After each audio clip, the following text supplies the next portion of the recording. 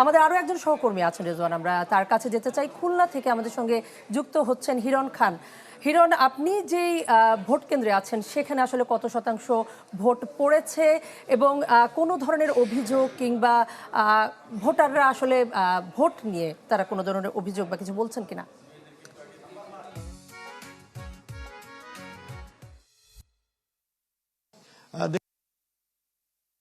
দেখছেন তাদের লাইনে দাঁড়াচ্ছে এখানে এবং দেখতে পাচ্ছেন একদম সুরক্ষার নিরাপত্তা, কোনো ভোটার সংখ্যাও একদমই দেখছি না এখানে, এবং দেখতে পাচ্ছেন একদম শুনশান নিরাপত্তা, কোনো ধরনের কোনো অপ্রীতিকর ঘটনা ভিতরে আসতে না। একজন ভোটারকে আমরা দেখতে চাই যে আসলে ভোটার ডেন্টিস্টের পরামর্শ নাও, নতুন কোলগেট অ্যাক্টিভ সল্ট। এবং দুজন ভোটারকে দেখতে পাচ্ছি এবং তারা ভোট দিতে এসেছেন এবং নির্বিঘ্নে আসলে ভোট দিচ্ছেন। আমরা এখানে প্রার্থীদের পোলিং এজেন্টদের দেখতে পাচ্ছি। আপনি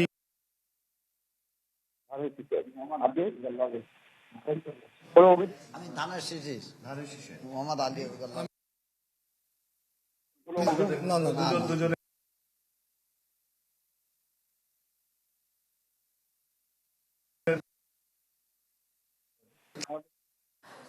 হিরণ খান আমাদের সঙ্গে খুলনা থেকে যুক্ত হয়েছিলেন, কিন্তু আমাদের সংযোগে কারিগরি একটু ত্রুটির কারণে আমরা সমস্যা আসলে পারিনি। হিরণের কাছে আমরা নিশ্চয়ই পরবর্তীতে যাব এবং ভোটের অবস্থা দেখছিলাম খুব বেশি ঝামেলা নেই সেটা দেখা যাচ্ছিল, তাহলে তিনি দেখাতেন আমাদেরকে। আমরা এই পর্যায়ে চলে যেতে চাই বগুড়ায়। বগুড়ায় আমাদের সহকর্মী আরেকজন আছেন, ফরাদুজ্জামান শাহী। ফরাদ, কোন কেন্দ্রে আছেন মানে সেটা প্রথমে জানতে চাই, এবং কি অবস্থা উত্তরাঞ্চলের মানুষ, তারেক রহমানের জেলা বগুড়া, কি অবস্থা সেখানে?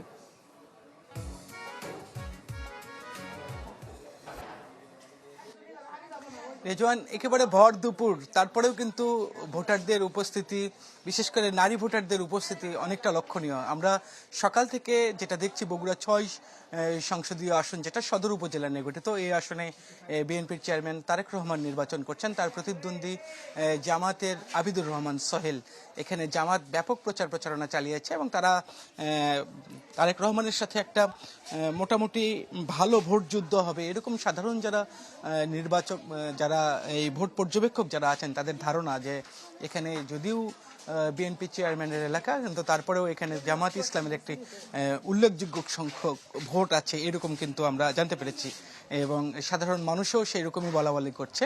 এখন কিন্তু ভর দুপুরে পুরুষ কেন্দ্রের সামনে সেই রকম উপস্থিতি না থাকলেও নারীদের উপস্থিতি সকালবেলা যেরকম ছিল এখনো সারাটা দিনই কিন্তু নারীদের উপস্থিতি আমরা লক্ষ্য করেছি। তবে কেউ কেউ বলছেন যে নারীদের উপস্থিতি বেশি হওয়ার কারণ, আসলে বেশি বোঝার কারণ বিষয়টা হলো যে নারীদের আসলে ভোট প্রদান করতে সময় লাগছে বেশি, এর ফলে আসলে নারীদের লাইন কিন্তু, আমি বগুড়ার যে অন্ততপক্ষে 5টি সংসদীয় আসনের অনেকগুলো কেন্দ্রে গিয়েছি, 20টার মতো কেন্দ্রে গিয়েছি, প্রত্যেকটা কেন্দ্রেই কিন্তু ভোট প্রদানে নারীদের একটা ধীর গতি আছে।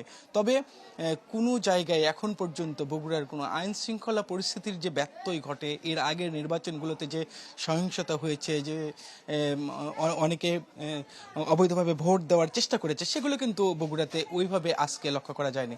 যেখানেই যে ঘটনাগুলো ঘটেছে, পুলিশ এবং আইন শৃঙ্খলা বাহিনীর সদস্যরা সেটা যথাযথভাবে ট্যাকেল দেওয়ার চেষ্টা করেছে। যেমন বগুড়ার শিবগঞ্জে, বগুড়া 2 সংসদীয় আসনে বিএনপির এক নেতা নারী কেন্দ্রে প্রবেশ করেছিলেন, তাকে কিন্তু জরিমানা করা হয়েছে।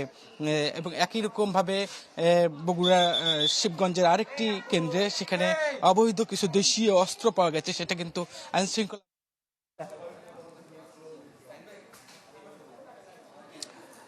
আমরা শুনছিলাম বগুড়া থেকে ফরাদুজ্জামান শাহী, তিনি জানাচ্ছিলেন আমাদেরকে সবশেষ আপডেট নির্বাচনের। আমাদের আরো এক সহকর্মীর সাথে যুক্ত হবার জন্য আমাদের সঙ্গে চুয়াডাঙ্গা থেকে যুক্ত হচ্ছেন আমাদের সহকর্মী রেজওয়ানুল হাসান। আমাদেরকে একটু জানাবেন যে আমি আপনার পেছনে দেখতে পাচ্ছি বিশাল একটা লাইন ভোটারদের, বিশেষ করে নারী ভোটারদের দেখতে পাচ্ছি। এই দীর্ঘ লাইন হওয়ার পেছনের আসলে কারণ কি? ভোট কেন্দ্রে ভোট দিতে দেরি হচ্ছে বা প্রক্রিয়াটা কি একটু ধীর কিনা জানাবেন। কণা, এই দেশের দক্ষিণ পশ্চিমের জেলা চুয়াডাঙ্গাতেই শান্তিপূর্ণ পরিবেশে ভোট হচ্ছে।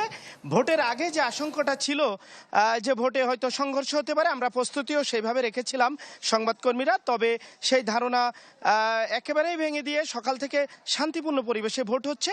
আমি এখন যে কেন্দ্রে আছি এটা চুয়াডাঙ্গার 2 আসনের দামোহর উপজেলার ডুগডুগি সরকারি প্রাথমিক বিদ্যালয় কেন্দ্র। আমার ঠিক পিছনে আপনি দেখছেন যে নারী ভোটারদের লম্বা লাইন। আপনি যেটি বলছিলেন যে আসলে ভোটারদের লম্বা লাইন কেন, এখানে দেরি হচ্ছে কিনা, আমরা প্রিজাইডিং অফিসারের সাথে কথা বলেছি।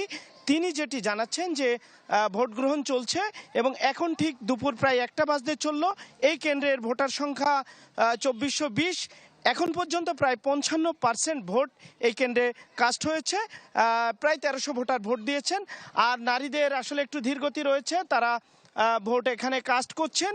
আসলে অনেকেই এই যে গণভোট সাথে আছে, যে জন্য একটু দেরি হচ্ছে, গণভোটের কারণেই দেরি হচ্ছে, অনেকে বুঝতে পারছেন না, যে কারণেই ভোটে একটু দেরি হচ্ছে। তবে ভোটার উপস্থিতি ব্যাপক এই কেন্দ্রে আমি দেখেছি।